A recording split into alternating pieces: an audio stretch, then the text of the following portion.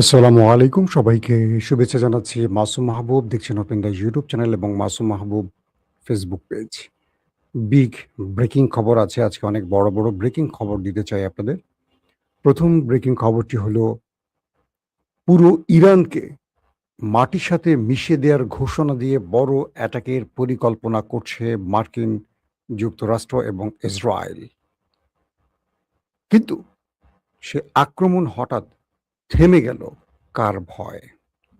পাশাপাশি বাহরাইনে মার্কিন যুক্তরাষ্ট্রের বিলিয়ন ডলারের দুটো আর্লি ওয়ার্নিং সিস্টেম ধ্বংস করে দিল ইরান, এবং কুয়েতে বড় মাত্রায় আক্রমণ করেছে ইরান। সৌদি আরব যুক্তরাষ্ট্রকে অনুরোধ করেছে ইরানে হামলা বন্ধ করতে, কারণ ইরানের ধোলাইতে আরব রাষ্ট্রগুলো মুমূর্ষ অবস্থায় পড়ে গেছে। দর্শক, আপনাদেরকে একটা একটা করে এই গুরুত্বপূর্ণ খবরগুলো দিতে চাই। প্রথম যে খবরটি দিয়ে আসতে চাচ্ছি, আমি আপনাদেরকে প্রথমে কয়েকটা খবর দিয়ে মূল বিশ্লেষণে আসবো, যেটা শিরোনাম বিশ্লেষণ যেটাকে আমি বলি, সেই শিরোনাম বিশ্লেষণে আসবো। যুক্তরাষ্ট্রের পক্ষ নিলে যুদ্ধের আগুনে পূর্বে এমনটি ঘোষণা দিয়েছে ইরানের খাতামুল আম্বিয়ার প্রধান। পাশাপাশি ইরানের সেনা মুখপাত্র বলছেন ইরানি পাইলটদের ভাগ্যের বিষয়ে কাতারের কাছে কোনো তথ্য নেই। এটি মার্কিন যুক্তরাষ্ট্রের ভুল দাবি। প্রিয় দর্শক, তেহরান কুয়েতে বড় রকম হামলা চালিয়েছে এবং এই অঞ্চলটিকে পুরো আগুনে জ্বালিয়ে ছারখার করে দিচ্ছে। কুয়েতের সেনাবাহিনী জানিয়েছে তারা দেশের আকাশ সীমায় শত্রুর ড্রোন শনাক্ত ও ধ্বংস করেছে এবং এটিকে বেশ গুরুত্বপূর্ণ স্থাপনার উপর ইরানের হামলার বলে তারা দাবি করছে যে ইরান কয়েকটি স্থানে তারা হামলা করেছে কুয়েতের। পাশাপাশি ইরানের শীর্ষ যৌথ সামরিক কমান্ডাররা বলেছেন ইরানের বিরুদ্ধে মার্কিন পদক্ষেপ ক্রমবর্ধমানভাবে ব্যাপক আঞ্চলিক সংঘাত উস্কে দেওয়ার ঝুঁকি বাড়াচ্ছে, এবং তিনি আঞ্চলিক দেশগুলোকে যুদ্ধের আগুনে ভস্মীভূত না হওয়ার জন্য সতর্ক করেছেন। অর্থাৎ আঞ্চলিক যে যুদ্ধটি শুরু করতে যাচ্ছে আমেরিকা, এটা কেবল ইরান নয়, পুরো আরবকে পুড়িয়ে ছারখার করে ফেলবে, এই জন্য আরবকে সতর্ক করেছে ইরান। পাশাপাশি ওমানের লিমাহ থেকে ১১ নটিক্যাল মাইল প্রায়, মানে আপনারা জানেন যে ওমানের সাথে ইরানের একটা সম্পর্ক ছিল, সেটা আবার তলানিতে গিয়ে ঠেকেছে আমেরিকার চাপের কারণে। তো বলা হচ্ছে ওমানের লিমা থেকে ১১ নটিক্যাল মাইল প্রায় ২০ কিলোমিটার উত্তর পূর্বে একটি ট্যাঙ্কার হঠাৎ করে আক্রান্ত হয়েছে। এটা কারা আক্রমণ করেছে এখন পর্যন্ত কেউ স্বীকার করেনি। পাশাপাশি ইয়েমেনের হুতিরা দাবি করেছে যে তারা ৮টি সৌদি জাহাজকে গতিপথ আটকে পেছনে ফেরত পাঠিয়ে দিয়েছে এবং কোনোভাবেই সৌদিকে অবরোধ, মানে হুতিরা যে অবরোধ দিয়েছে লোহিত সাগরে, সেই অবরোধে কোনো প্রকার সৌদিকে দাঁড়াতে দিচ্ছে না। অর্থাৎ সৌদি অবরোধ ভাঙতে পারছে না, হুতিরা সব জাহাজকে ফেরত পাঠাচ্ছে। দর্শক, আসেন কয়েকটা গুরুত্বপূর্ণ খবরের ফাঁকে এবার মূল বিশ্লেষণে আসছে। বলা হচ্ছে ইসরায়েলের প্রধানমন্ত্রী নেতানিয়াহু এবং ডোনাল্ড ট্রাম্প আমেরিকা একটা গুরুত্বপূর্ণ মিটিং করেন। সেন্টকম, পেন্টাগন, মার্কিন সেনা এস্টাবলিশমেন্ট, তারা সবাই এই মিটিংটি করেন। মিটিংয়ের শেষে তারা সিদ্ধান্ত নেন যেহেতু ইরানকে কোনোভাবেই তারা কাহিল করতে পারছেন না এবং ইরান আমেরিকার মধ্যে আমেরিকার ঘাঁটিগুলোকে আক্রমণ করে একটার পর একটা ধ্বংস করে দিয়েছে, এখন তাদের সামনে পথ হলো একটাই, একটা ম্যাসিভ অ্যাটাক চালিয়ে পুরো ইরানকে অন্ধকার করে দেয়া। সেই হিসেবে আমেরিকা এবং ইসরায়েল সম্মিলিত একযোগে পুরো ইরানের পাওয়ার প্ল্যান্ট, গ্যাস প্ল্যান্ট, পানির শোধনাগার, পুরো সিস্টেমগুলোকে অকেজো করে দিতে, পুরো ইরানকে থমকে দিতে, অন্ধকার করে দিতে একটা ম্যাসিভ অ্যাটাকের প্ল্যান করে। অর্থাৎ এই বহুমুখী শত্রুদের প্ল্যানটা ছিল এরকম যে তারা ইরানের সাথে যেহেতু প্রতিদিন অ্যাটাক করে করে মিসাইল শেষ হয়ে যাচ্ছে, সিস্টেম লস হচ্ছে, সেনা মারা যাচ্ছে, প্রতিরক্ষা নষ্ট হচ্ছে, যুদ্ধ বিমান নষ্ট হচ্ছে, ড্রোন নষ্ট হচ্ছে, আর্লি ওয়ার্নিং সিস্টেম নষ্ট হচ্ছে, না করে একসঙ্গে চারদিক থেকে অ্যাটাক করে পুরো ইরানকে শেষ করে ফেলবে। তো এই প্ল্যানটি যখন ইরানের মানে আমেরিকা সিদ্ধান্ত নিয়ে ইরানকে বলে, তোমাদের কয়েক ঘন্টার সময় দিলাম, তোমরা আমেরিকার কাছে আত্মসমর্পণ করো। যদি তোমরা আত্মসমর্পণ না করো তাহলে আমরা কয়েক ঘন্টার মধ্যে, কয়েক দিন না, কয়েক ঘন্টার মধ্যে পুরো ইরানকে মাটির সাথে মিশিয়ে দেব, পুরো ইরানকে অন্ধকার করে ফেলবো, পুরো ইরান অচল হয়ে পড়বে, পাথরের যুগে চলে যাবে। অর্থাৎ বর্তমান পৃথিবীতে বিদ্যুৎবিহীন কোনো রাষ্ট্র 1 সেকেন্ড চলতে পারবে মনে হয়? এই যে আমি কথা বলছি, আমার এখন বিদ্যুৎ নেই, আমার স্টুডিওতে পুরো ব্যাকআপে আছে, জেনারেটর এবং বা আইপিএস ব্যাকআপ থাকে না, এরকম ব্যাকআপে আমি এখন চলছি। এই জন্য আমার শরীর মানে তেলতেলে হয়ে গেছে ঘামে। তো ইরানকে পুরো অন্ধকার করে ফেলার জন্য এই আক্রমণের প্ল্যান করে ইরানকে অগ্রিম জানিয়ে দেয়া হয় যে তোমাদেরকে আমরা কয়েক ঘন্টার মধ্যে পুরো ধ্বংস করে ফেলব। এর পরপরই ইরান 1 ঘন্টা পরই ইরান আমেরিকাকে পাল্টা জবাব দেয়। সেটা কি? ইরান আরবের প্রতিটি গুরুত্বপূর্ণ স্থাপনার নকশা, স্থান, ম্যাপ আমেরিকাকে তুলে দেয়। বলা হয় যে মধ্যপ্রাচ্যে মার্কিন যুক্তরাষ্ট্রের প্রায় 2 ডজন, প্রায় বলছি 19-20 এরকম ঘাঁটি রয়েছে। প্রত্যেকটি ঘাঁটিকে টার্গেট এবং তার স্থাপনা মার্কিন গুরুত্বপূর্ণ সামরিক অস্ত্র, যুদ্ধ বিমান, radar system, Patriot third system মানে প্রতিরক্ষা সিস্টেম কোথায় আছে, সেনারা কোথায় আছে, তাদের মানে মার্কিন যুক্তরাষ্ট্রের ব্যবসায়িক কার্যালয় কোথায়, অর্থাৎ মার্কিন স্বার্থ সংশ্লিষ্ট যে কার্যালয়, ভবন, তেল বিজনেস থেকে শুরু করে সবগুলোর, এবং সৌদি আরবের প্রতিটি ব্রিজ, প্রতিটি তেলকূপ, কাতারের তেল গ্যাস বা আরবের যতগুলো আরব যে তেলের উপর টিকে আছে প্রত্যেকটির ম্যাপ, স্থান, একদম ম্যাপ ধরে ইরান আমেরিকাকে তুলে দেয়।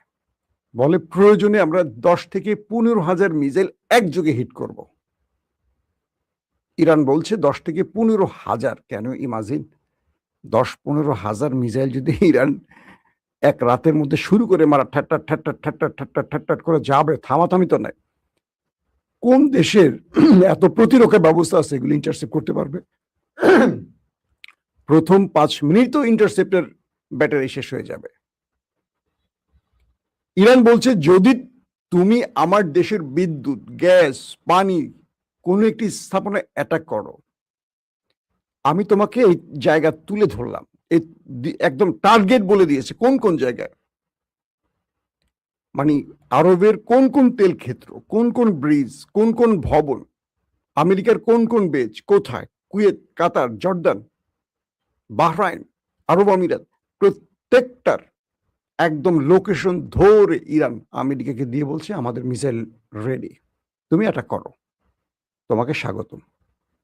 ইরানকে অন্ধকার করো, কিন্তু পুরো আরবকে আমি অন্ধকার করে দেব।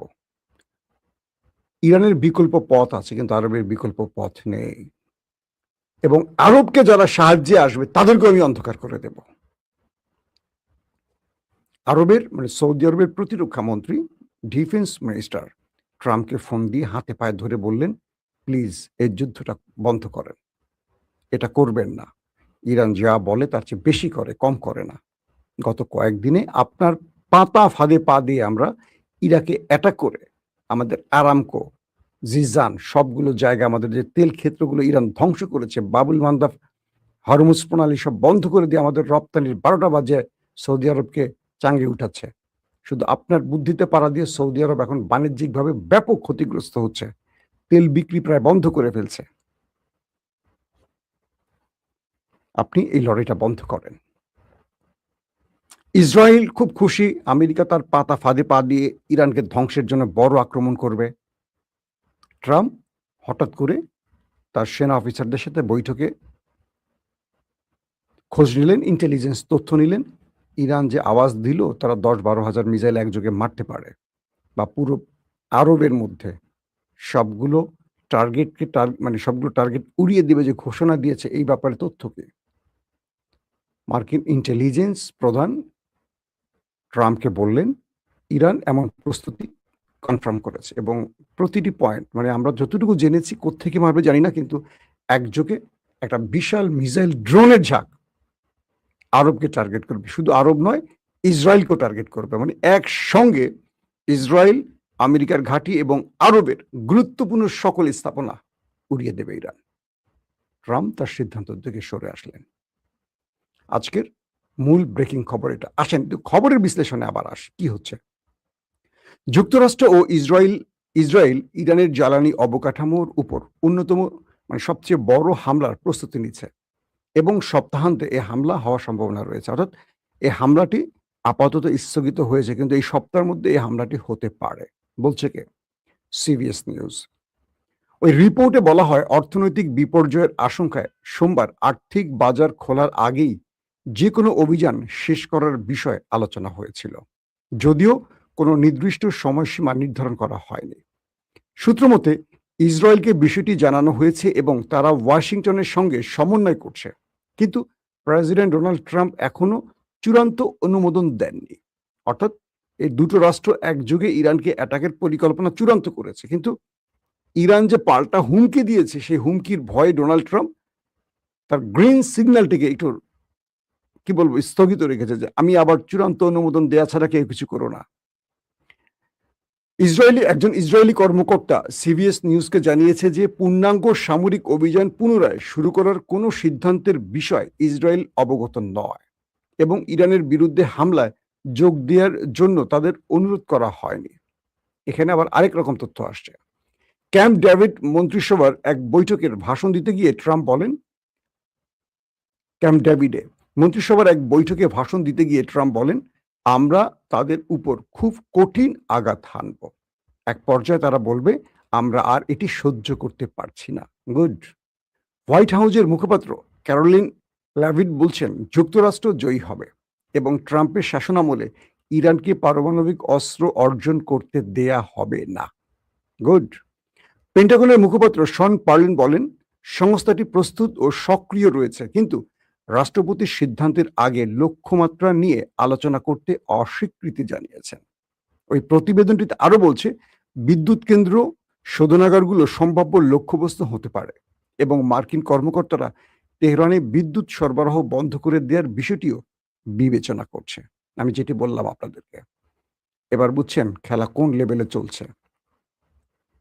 দর্শক, ইতিমধ্যে বাহরাইনে দুটো আর্লি ওয়ার্নিং সিস্টেম ধ্বংস করে দিয়েছে ইরান।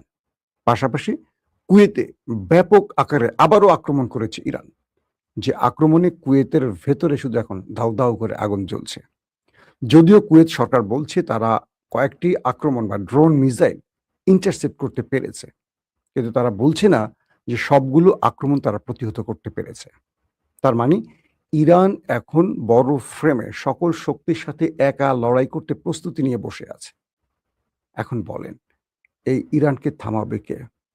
আগামী কয়েক ঘন্টা খুব ক্রুশিয়াল টাইম, কারণ ট্রাম্প এই যুদ্ধে পুরো ইরানকে মাটির সাথে মিশিয়ে দেওয়ার যে ঘোষণা দিয়েছেন বা পুরো বিদ্যুৎ, পানি, গ্যাস ক্ষেত্রগুলো ধ্বংসের যে পরিকল্পনা করছেন, এটা যে কোনো সময় এই অ্যাটাকটি ইরানের বিরুদ্ধে হানতে পারে আঘাত। কিন্তু ইরান যেই কাজটি করতে চায় যদি এটি ঘটে, আল্লাহ না করুক, আমাদের জন্য অনেক বিপদ। কারণ কি পুরো আরব অন্ধকার হয়ে যাবে। এই আরবে আমাদের লক্ষ লক্ষ শ্রমিক কাজ করে, কত শ্রমিকের প্রাণ যাবে আল্লাহ ভালো জানে। আশা করি মুসলমানদের সাথে এই লড়াইটা মুসলমানদের বন্ধ হোক, কারণ ইসরায়েল এই খেলাটা অনেক আগে থেকে খেলছে এবং তারা এখন সাকসেসলি এটা বাস্তবায়নের জন্য ট্রাম্পকে বাধ্য করছে।